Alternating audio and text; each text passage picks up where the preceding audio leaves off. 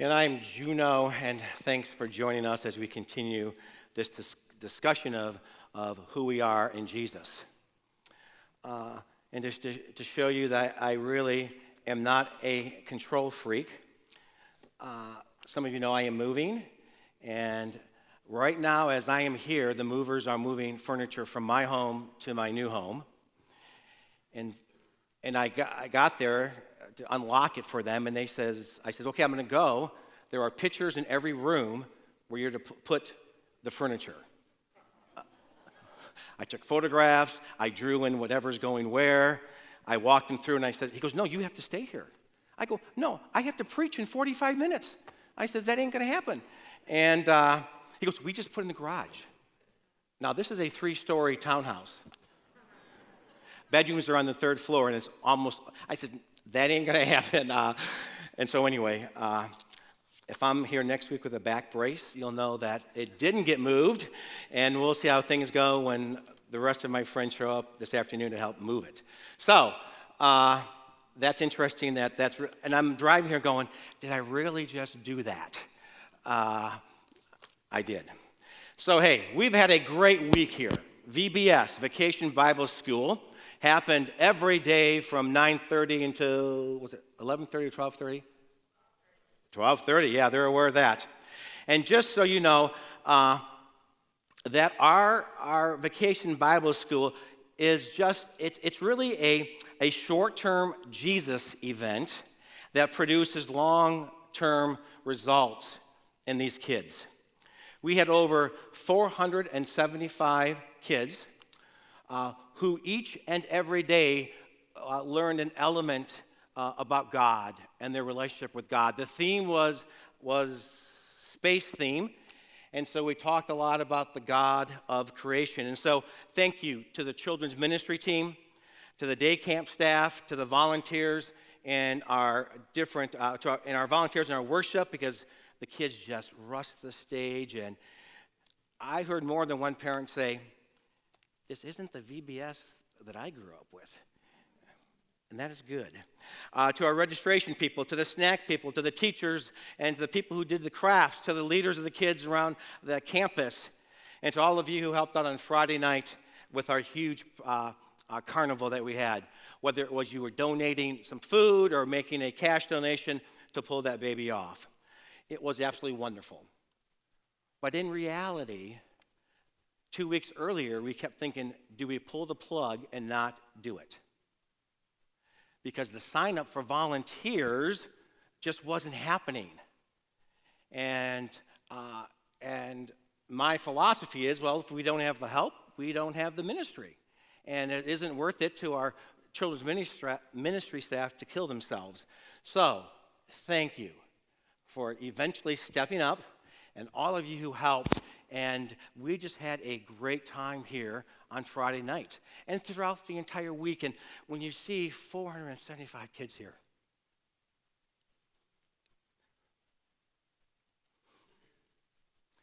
you can't help but think.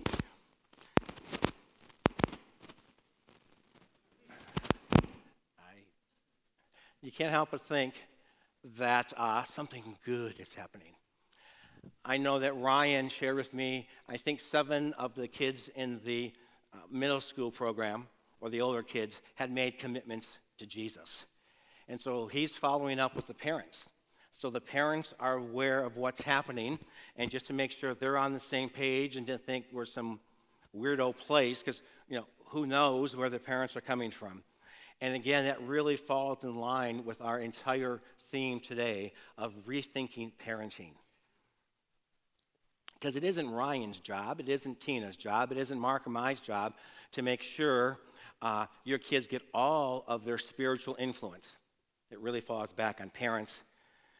And basically, that's the whole meat of this morning's sermon. So let me pray. Again, Lord, thank you. Thank you for your presence here. Thank you for these kids and the parents that had to drop them off and pick them up every day. For the adults and for the high school kids and the junior high kids that made sacrifices to be here to lead and to teach these kids. And so for this moment in time, I thank you. I thank you that we are looking at the book of Ephesians, Lord, and trying to figure out what it means to be a follower of you in today's culture. And so with all of the thoughts that are going on in everybody's mind this morning, I pray that those thoughts and the words of my mouth will be acceptable in your sight, because you are our strength and our Redeemer. Amen. And if you were here last week, Pastor Mark talked about those verses in the Bible that are often misinterpreted and have often wounded probably more women than men. In fact, I'm very positive, more women than men in churches across America. And it's the S word. I'm not referring to sex. I'm referring to submission, to submit. And as I've helped many couples plan their wedding and work through what they want to see in that service, I have had way more than just one or two of them say, whatever you do, Pastor, don't use the S word. And so if you missed that service, I encourage you to go back and watch it online, because it is refreshing, and it is just a reminder that as a couple, each of you are for each other, and together you are for the Lord. And if you keep that in perspective, the idea of submitting to one another just makes sense.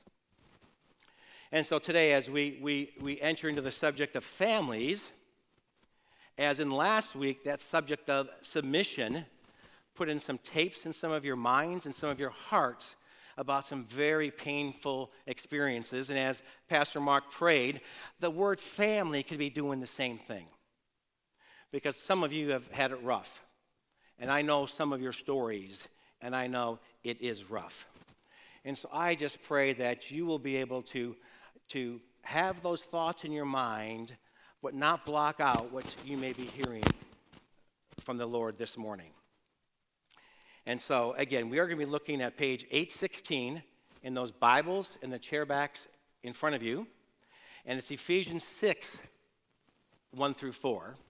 But before we read it, let me pause and share a little bit about the context of that, because it is critical for today's passages. Paul's words were very necessary for the society in which he lived. You know, families are even more dysfunctional than they are today. If you find that hard to believe. It was not a good time for the family. It was not uncommon for Greek and Roman cultures for men and women to have 20 marriages in a lifetime. 20. No wonder Sweetest Day wasn't around back then. Could you imagine trying to hand out 20 Sweetest Day cards? So was it Judy or Jean? Was it Eve or Edith? I mean, you just get confused. But that's just what their culture was. In fact, mutual love among the members of the families was almost non-existent. Fathers ruled the home with an iron fist. And don't raise your hands if your father led the same way. History tells us that in that day, the father held the power of life and death over his family. A father could force his children out of the home at any time and at any age. He could sell them as slaves. He could enslave them, chain them, and force them to work in the fields. He could take the law into his own hands and declare any sentence he pleased. He even could have had them put to death and answer to no one for his actions. Infants were placed at the father's feet for him to inspect. If he picked up the child, it was accepted into the family and cared for. If the father walked away from the child was disposed of. Babies like these who were healthy, that the dad walked away from for whatever reason, were picked up and sold and to be raised as slaves and prostitutes. The Roman statesman Seneca, who lived in Rome while Paul was in prison there, wrote, we slaughter a fierce ox, we strangle a mad dog, we put a knife into a sick cow.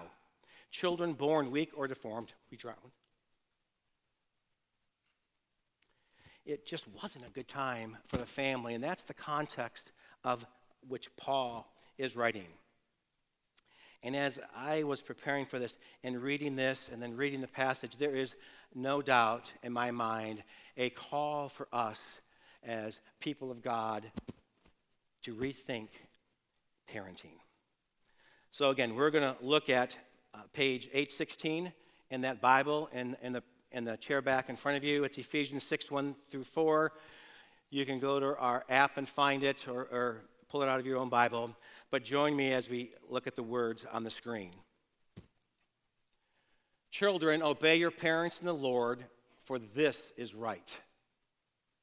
Honor your father and mother, which is the first commandment with the promise, so that it may go well with you and that you may enjoy long life on the earth. Fathers, do not exasperate your children. Instead, bring them up in the training and the instruction of the Lord. And at first glance, folks, we may think this is a Father's Day verse, especially because verse 4 says, fathers, do not exasperate your children. But again, numerous translations uses the word fathers. In the NIV, and that's the Bible that's in your chairbacks, has a footnote for that. So if you look at page 816, at the top of that, verse 4, it says fathers, and then there's a little b by the word fathers. If you drop down to the bottom of that page, you're going to say, it can also be translated as parents. The Greek word is the word fathers, so we're not switching it. And since in the first few verses that I shared, clearly there was a Greek word, and this was a Greek word for parents. So if Paul was intentionally wanting to talk to the parents, he could have used those previous words. But in this case, in the fathers, in his culture, and where the fathers were absolutely both the top dog and the bottom line when it came to parents, he was addressing fathers. But in our culture, it is important to realize that it's not just the fathers who have influence, but it's really both the dads and the moms. So we could substitute that word and say parents. And so keep that in mind as we walk through this morning's passage.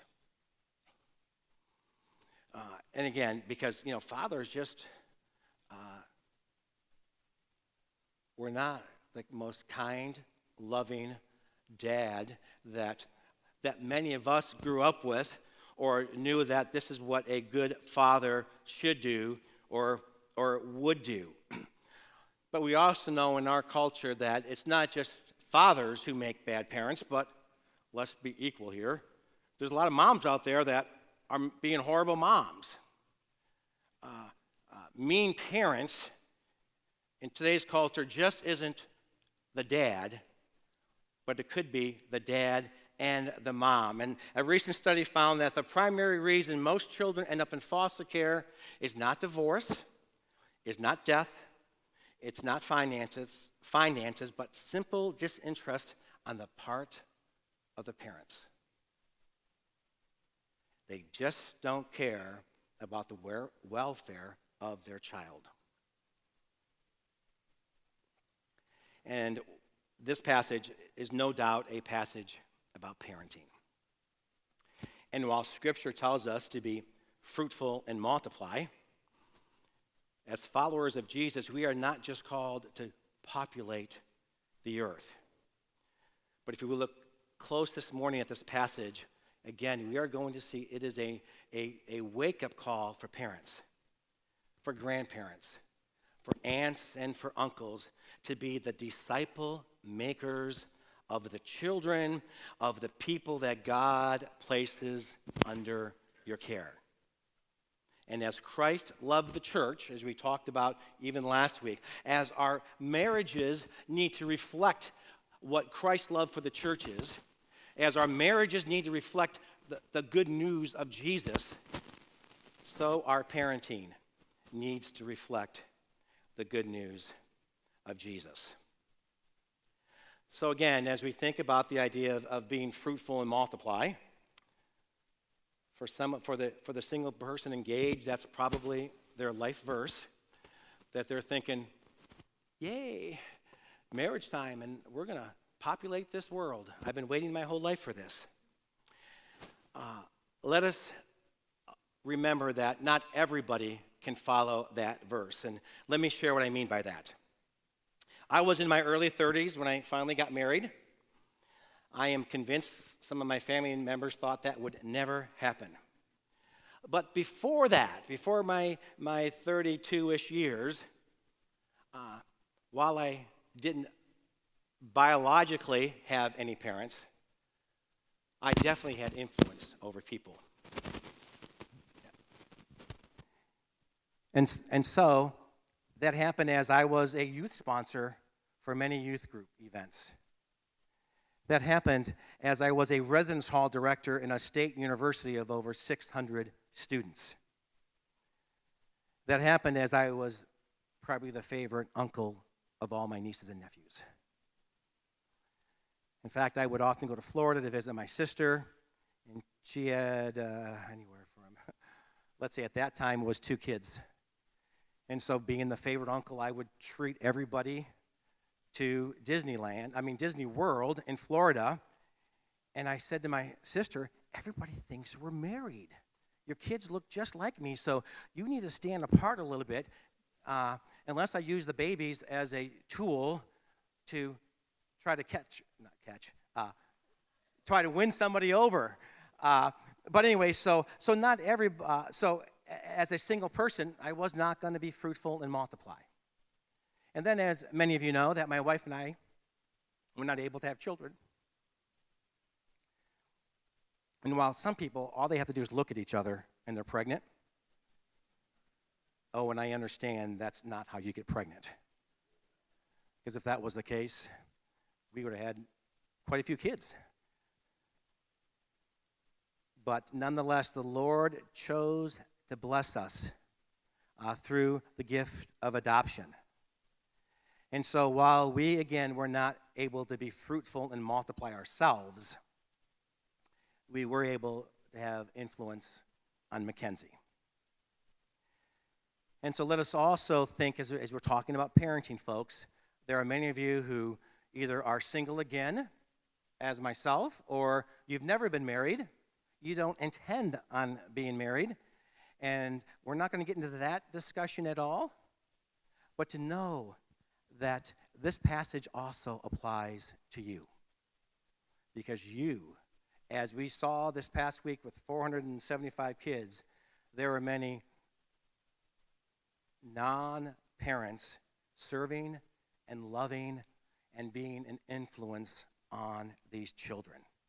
And so again, let me just encourage you to stay the course and keep your eyes and hearts open to the people that you could help parent one way or another.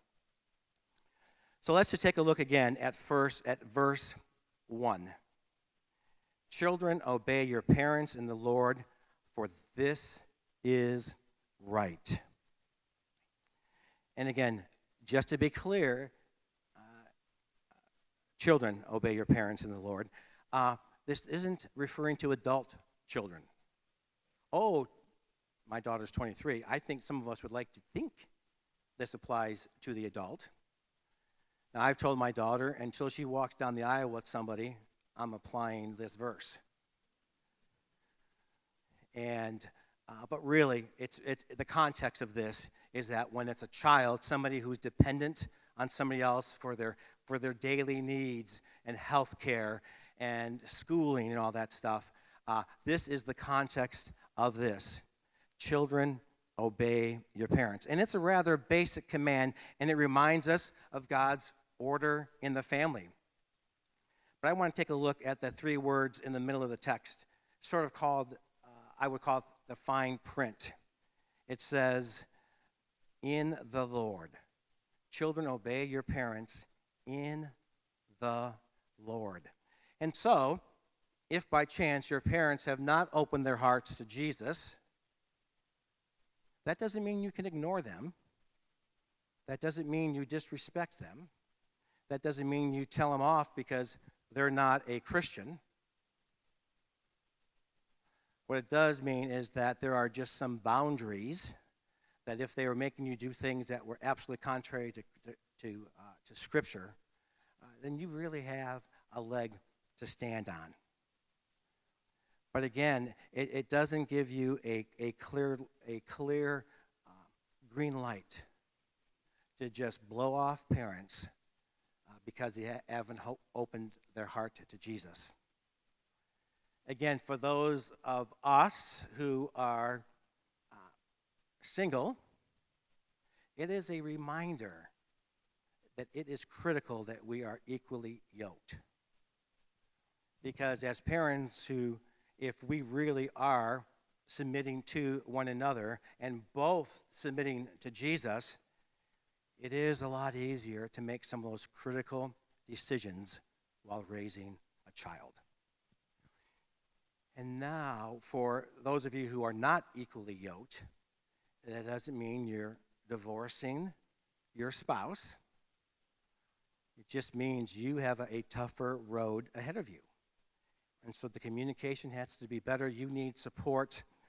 But again, just remember as believers here in the Lord, the context of this is that, again, we are each for one another, and together we are for the Lord. And we know that it is just right and easier when we comply with those in authority. And if you learn that as a child, it becomes a whole lot easier as you grow older. Now, last night, my phone rang at 3 in the morning. It was the security company saying, you got broken glass, and people your alarms are triggering all through your worship center. How soon can you get there? And I said, have you called Dina? Dina is our facility person. She's the first on the call list. Yes, we have. I said, okay, I can be there in 5 minutes. And so, folks, this place is dark at 3 in the morning. I mean, it is almost pitch black. We should probably talk about some security lights. But anyway, and so I pulled up. I can see the police officer here. And I parked over here. And I said, hey, do you want me to go in and shut the alarm off? He goes, just stay there. You didn't have to tell me twice. It was easy to submit. It was easy to submit to my authority figure, even though I had the keys, I had the alarm code, I could shut the thing off, and I wasn't going to argue with him. I submitted. And so again, as we respect our parents, obey our parents, as you grow older, and you know, those of you who have kids, if you train them as a child, it is easier as they grow over to not just to be a stepping stone for those in authority, because again, authority isn't always correct, but it gives them a basis of mutual respect for one another. And then in verses 2 to 3, we read again, it says, honor your father and mother, which is the first commandment with a promise, so that it may go well with you and that you may enjoy a long life on earth. Again, people, this can be a tough one. While it's referring to parents of believers to honor your father and mother, it is healthy, and it is for your own good, so to speak, that you do your very best to honor those parents who may not be believers to the best of your ability. And even if your parents are believers, it doesn't mean they've done everything right. It doesn't mean they have loved you with their whole heart. Now, you've heard me share before that my dad wasn't a good dad. And while I was fully aware of his actions, it wasn't until I was in my 40s that I was able to actually admit, without defending him, that he just wasn't a good dad. Now, that was with the help of a counselor, and trust me, that counselor had a whole nother list of adjectives to call my dad, that it was nice to hear the counselor say it and not me. But I had to dig deep at times to try to figure out how do I honor my dad. And so the reality is, while he was a horrible dad growing up, he was an incredible papa.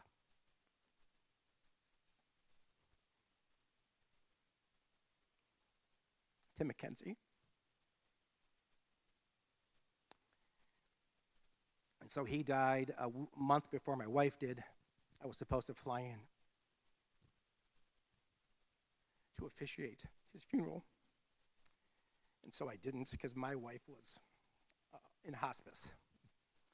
And so I could write a letter that was sincere and full of integrity, because everybody there knew my dad. They knew it was an easy street at the Smalleys. Trust me, the police were there more than once. And so I was able to share in that letter that while it was tough growing up, that my dad was an incredible grandpa to my daughter. And so even though we had talks before, my daughter wanted to make sure he loved Jesus. And so we had that conversation with him as he was in hospice. But it is just good to be able to dig deep and to have respect and honor for your parents, even though for a large portion of his life, it was not good. I had to have the difficult conversation when I was a senior in high school to say, hey, Dad, my folks had divorced. I says, and my mom had a heart attack, so she was on disability. And I said, so when you bring over your portion of the house payment, you can't bring the lady you've had an affair with for 7 years. Not an easy conversation, but it needed to happen. And when we lived in Arizona, they would come out to visit us. And they would like to stay as long as they could. He's like, this is a resort back here. The pool, the palm trees, the fire pit. Why do we even go on vacation elsewhere? And my wife's pulling me aside and says, 3 weeks is not going to work. And so I had to have that conversation. Dad, this is when things are good. Hey, Dad, you're welcome to visit us, but it's going to be best if we cap that at about 10 days. He goes, but the tickets, once we're there, we're there. And I said, yes, but we have so many routines in life with Mackenzie that 10 days is about what we can handle several times a year. And again, that is said because loving one another and having respect doesn't mean you ignore or avoid difficult conversations. It doesn't mean you always agree on things, because we didn't, even in the good days in the last several years.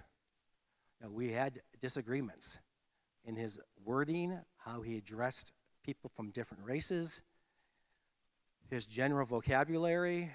And so as a son, I had to be the guy to say, Dad, can we use this word instead? But again, the idea of showing the respect toward one another and honoring one another, I knew I had to cross that bridge before he died.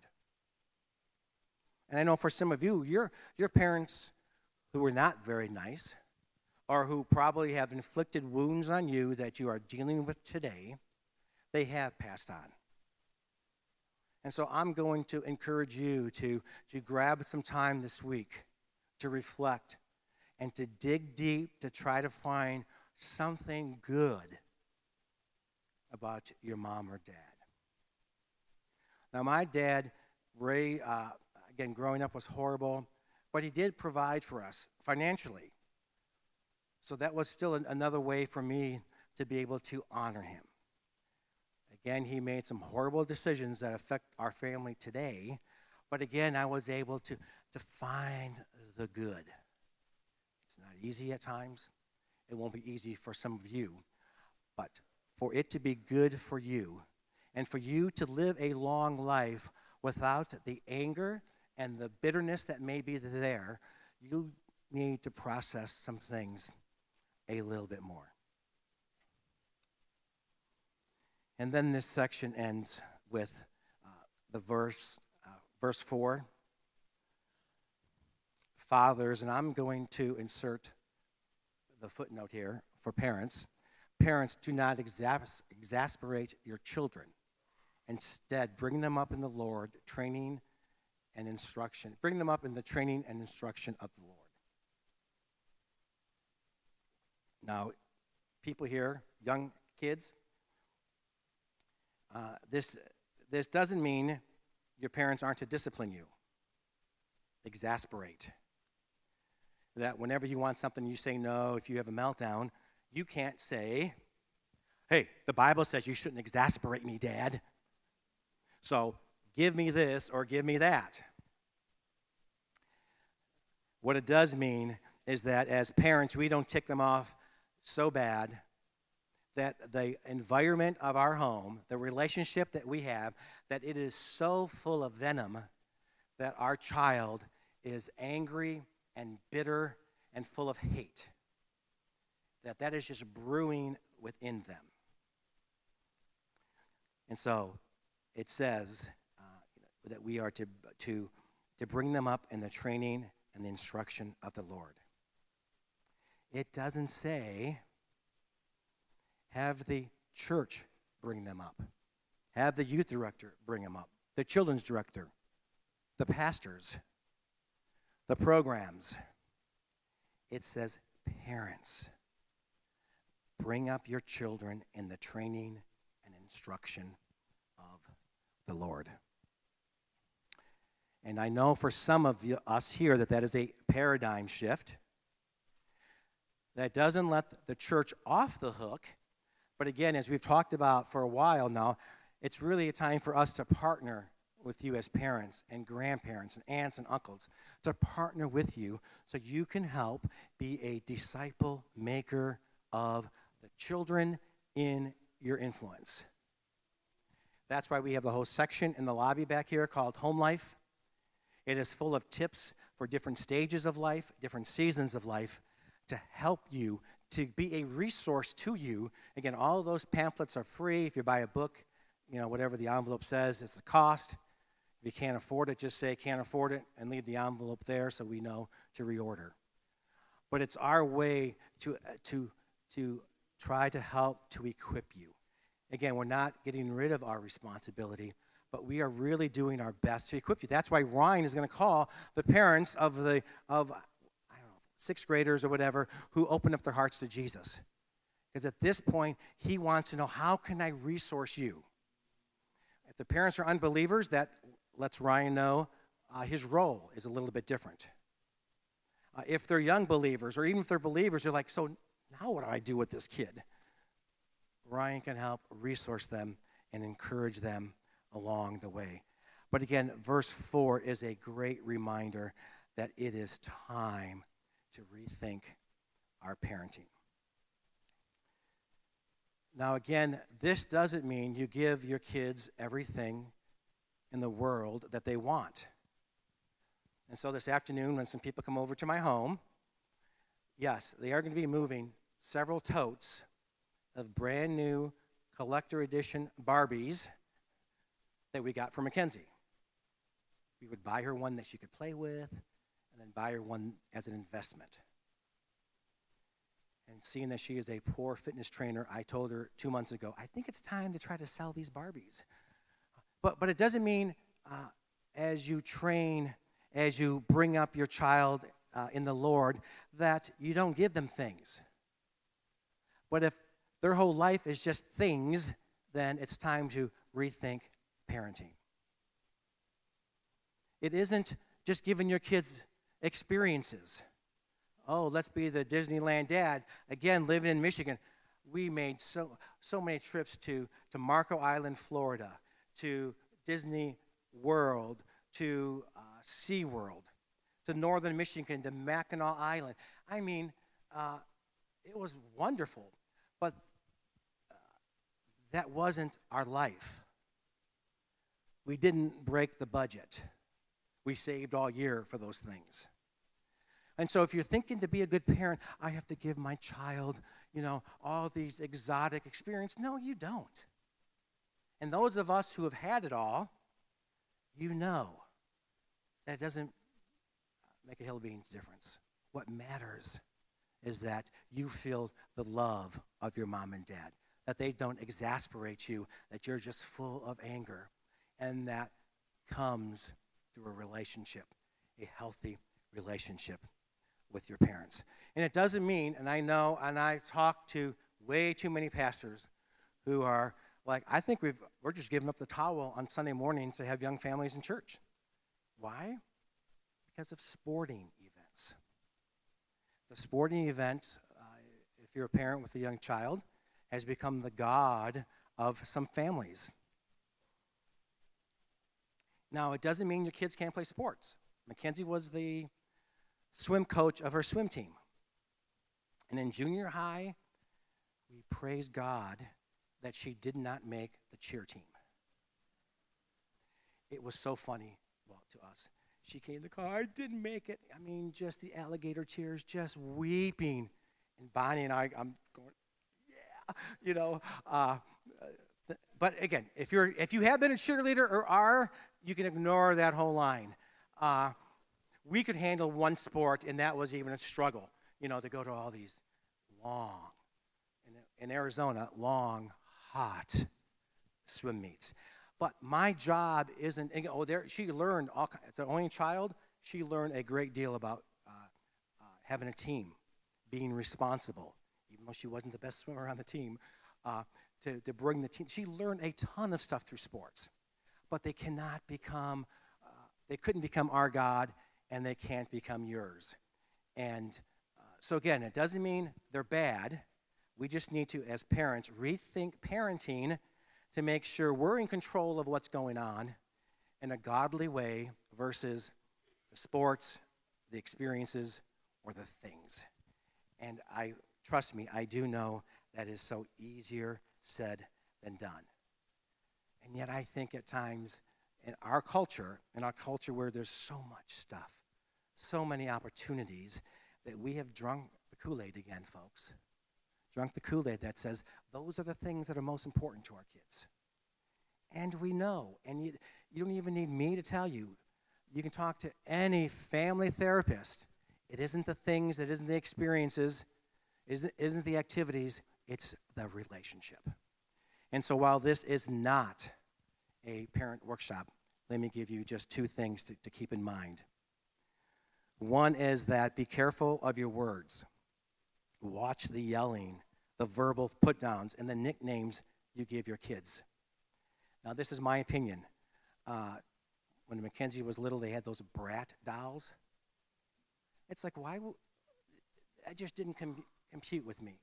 And at one time I didn't want a Barbie in the house, but I have three sisters who thoroughly enjoyed giving her Barbies and seeing her light up and me go, what are you doing with these Miss Perfect Barbies that aren't reality? Anyway, but we won't go down that road. I've overcome that most of the time. But really, be careful what you call your kids. And I've been around some people. When their kid walks around the corner, they say, oh, speak of the devil. And I'm just like,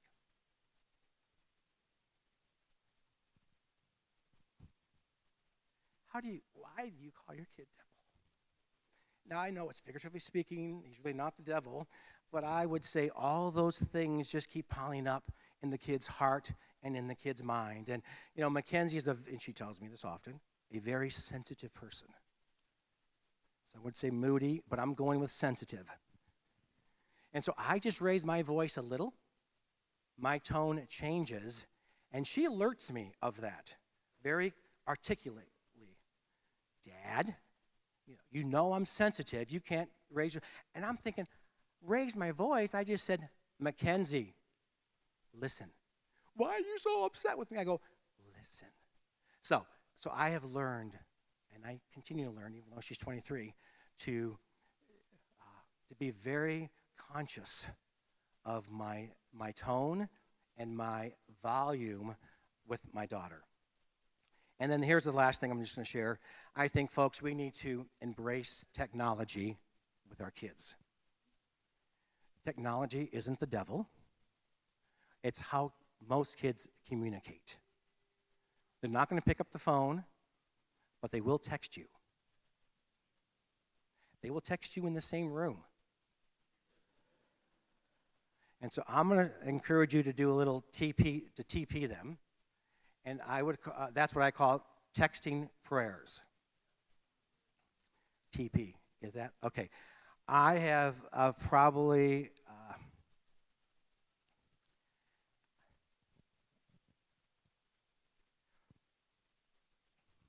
over the years, I have probably texted Mackenzie 2,000 or 3,000 prayers. Almost every day. And when she was in Indonesia, Pastor Ricky, I texted her several times. She was saying, Dad, I don't want to tell her story. She'll tell it next week. But anyway, what that does, people, as a parent, a grandparent, an aunt or uncle, I am texting my nephews who I don't have, they know I'm a pastor and we all get along, but I'm telling them, I'm texting prayers about their new marriage or about their dating life. It opens up those discussions so when I actually see them, I can say, hey, do you mind if Uncle Juno prays with you? Because most people still don't like to pray. Or they like prayer, they feel uncomfortable praying.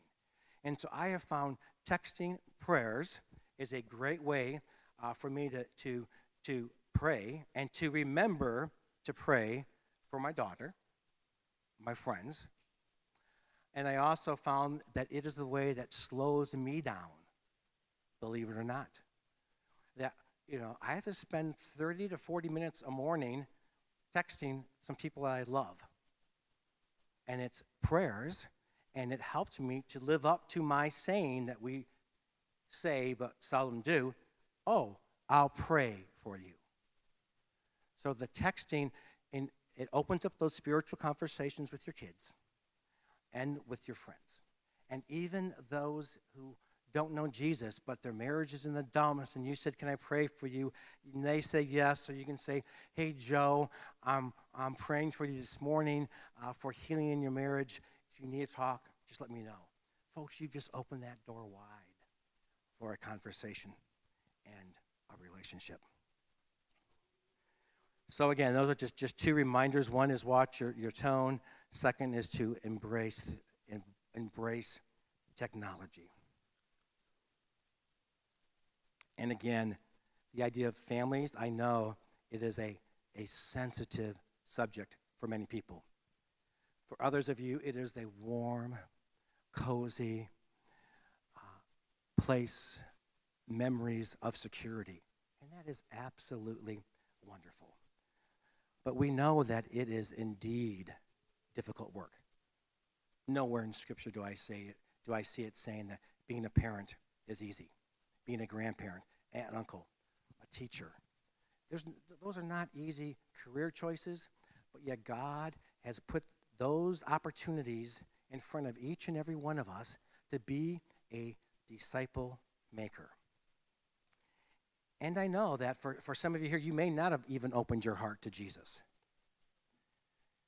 And there are struggles going on. And so maybe today is that day that you say, I am tired of myself.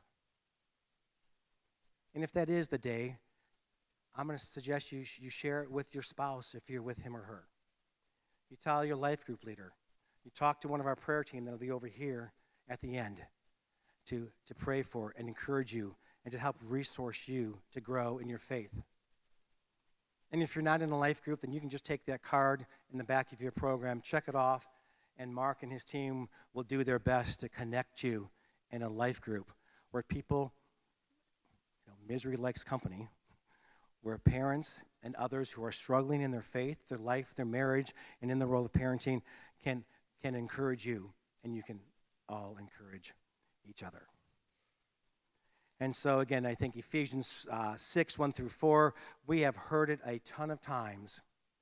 But to me, it was just a fresh reminder that even I need to rethink parenting to make sure my job isn't to raise Mackenzie so she can be a secure, successful person. Nope. Now, do I want her to be a secure, successful, not dependent on dad's bank account person? Yes. But the top priority is that I lead her and I teach her in the teachings of the Lord. And that when she has a horrible day, or even I have a horrible day, that together now as an adult child with a dad, we can share, we can pray, I can model, I can ask forgiveness if I've gone off the handle on her or on somebody, but we can do that together, and I am helping her to become even more a child of God. It doesn't happen overnight, folks, and if you've made mistakes, God still loves you. We can't control our past, but we can definitely control today and tomorrow. So take the steps that you need to become more intentional and to rethink your parenting. Let me pray as the worship team comes back out. Again, Lord God, thank you. Thank you for the awesome privilege of being a parent. And I know that is easier said than done at times. And I know, God, that kids make their own choices. And at times as a parent, that is heart-wrenching, heartbreaking. And so I pray for those parents here whose children have made choices that just break their heart. I pray for those parents that you will encourage them, support them, that you will find places that they can share with others their journey and be reminded of your love. Again, just simply thank you. Forgive us for taking our parenting for granted. Forgive us for becoming off track once in a while.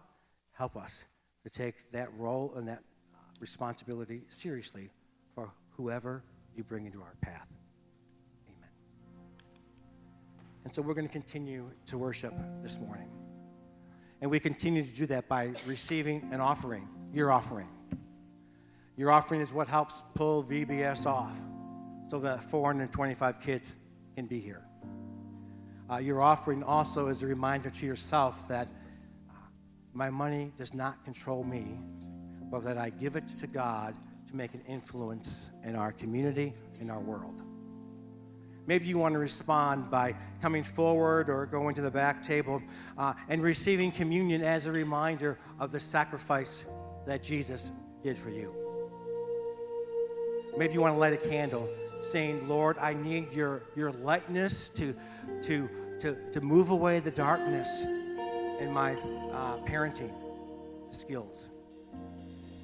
I need your light to pierce the heart of my child who doesn't give a rip about you. So we have candles in the front and in the back. If you want to nail a prayer concern on the cross in the back, you can do that. If you'd like to talk to one of our prayer team, they are over here in the corner. If you've opened your heart to Jesus maybe for the first time, talk with somebody. Don't leave this place without talking. And so let us continue to worship the God who gives us the wisdom and the